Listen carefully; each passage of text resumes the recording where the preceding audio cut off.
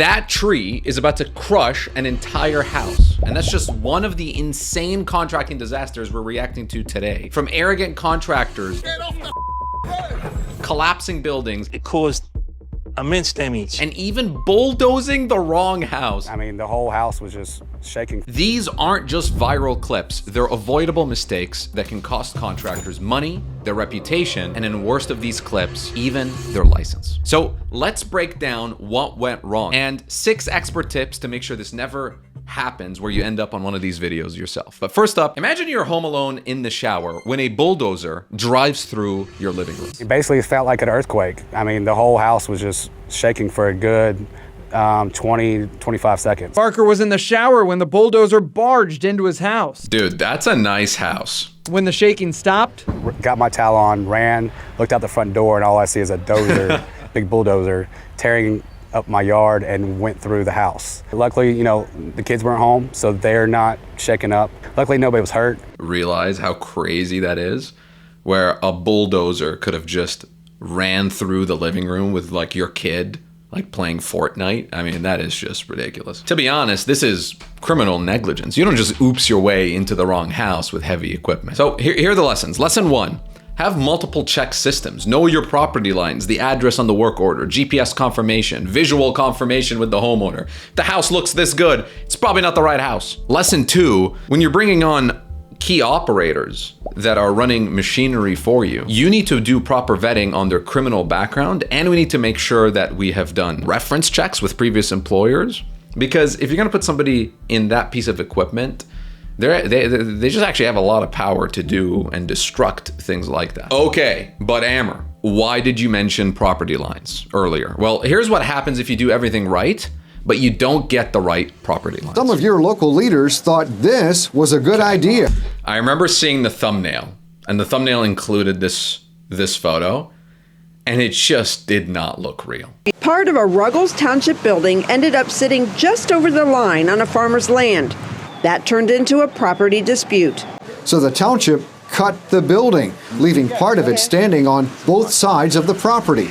I mean, the lesson here is simple. You gotta survey first, build second. And I'm surprised the township made this mistake. Like, before you pour a single footer, you gotta verify every property line. And you gotta document everything you're building on, period. And it's not just for protecting the client, it's also for your employees. Because if you don't, then your guys might start getting creative, which leads to a mistake like this. The only thing Matthew thought could ever fall on his house was a tree, not an entire 2-story brick wall. He tried to take the bricks down one by one, but it was too hard, so he got his excavator to pull it down in one go. Dude, I love Australian accents. It is ridiculous how good it is.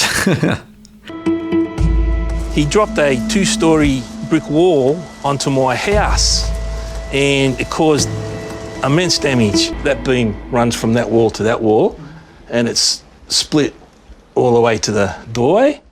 Dude, the damage, I mean, this makes sense. I mean, I don't know how heavy like a 2-story brick wall is, but if it's hitting your entire house, I wouldn't be surprised of all the cracks kind of going all the way. 18 months on, Matthew says he's heard nothing from the insurer, Allianz Australia.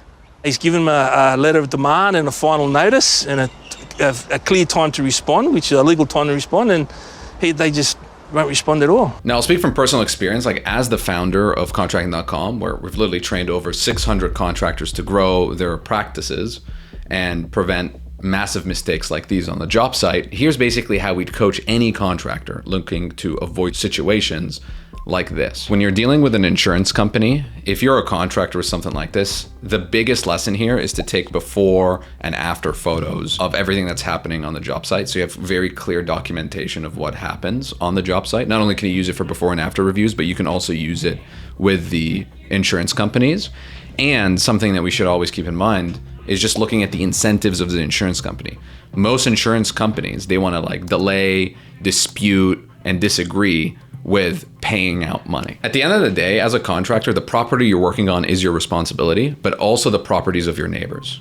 If it affects others, it will definitely affect your reputation. So in this scenario, the contractor took responsibility and was patient to wait for him to get paid. But what happens if a contractor takes a different approach while waiting for payment? An angry Tyler's rooftop tantrum. By the way, in Australia, they call roofers Tylers. Fed up with not being paid by a builder, tradie Simon McPherson went into revenge mode.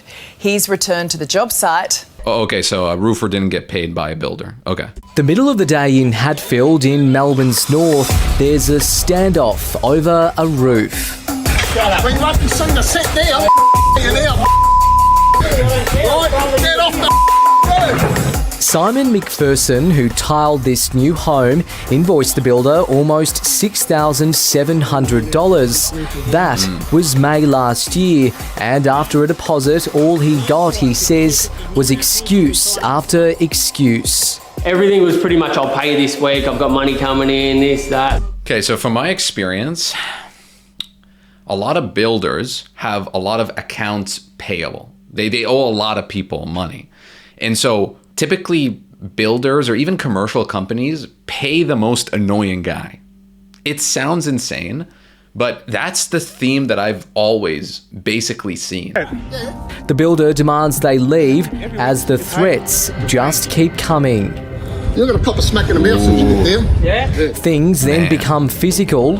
They're still controlling themselves, which is crazy. So obviously the lessons here is you need contracts with consequences. Your payment terms need to be very clear. And if you don't get paid, you put a lien on the house. You follow the legal process, not your emotions.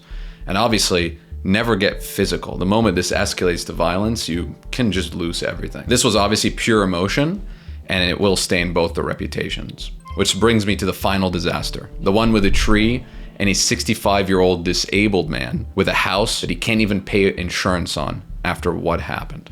And by the way, the fear of these things happening in your contracting business simply come from maybe not having the right people or systems in place. So if you're watching this and you're on your own remodeling or contracting business, I've just created a simple checklist for you to use of all the systems you need to prevent stuff like this from happening. And it breaks down what to focus on depending on how many employees you have and whatever your revenue level is. It's free, grab it in the description below.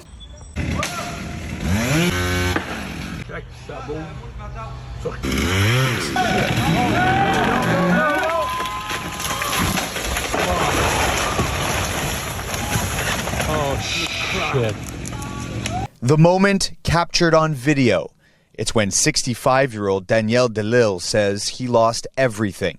That's my room there. I got 3 rooms upstairs. So it's in my bed there. Video taken by his neighbor shows the tree was not taken down in pieces. Instead, it appears the plan was to pull the tree away from the house. There was like a loader pulling out a cable, and I thought like the tree will go on that side, and when I see the bottom of the tree slipping on the wrong side. I mean, come on. Like, there was so much slack on that rope.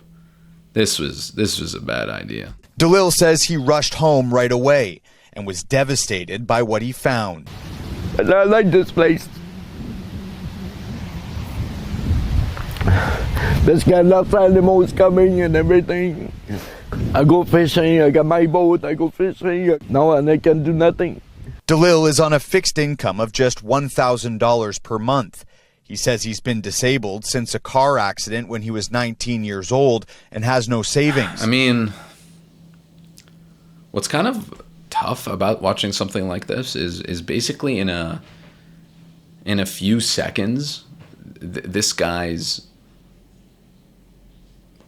whole life is just gonna be so different for potentially years. I mean, I don't know about you, but this is a business-ending disaster. This isn't just about the tree service. Like, any contractor who cuts corners on safety planning can face this level of devastation.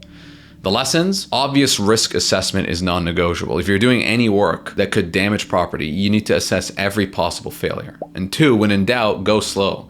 Taking that tree down in sections would have taken longer and cost the company more in labor, but nothing compared to this disaster. And ultimately, every single one of these disasters happened because somebody skipped a step, cut a corner, or made an emotional decision instead of following proper procedures. So here is your protection checklist you can screenshot. Number 1, risk assessment for every job. Number 2, property line verification. Number 3, site verification protocols.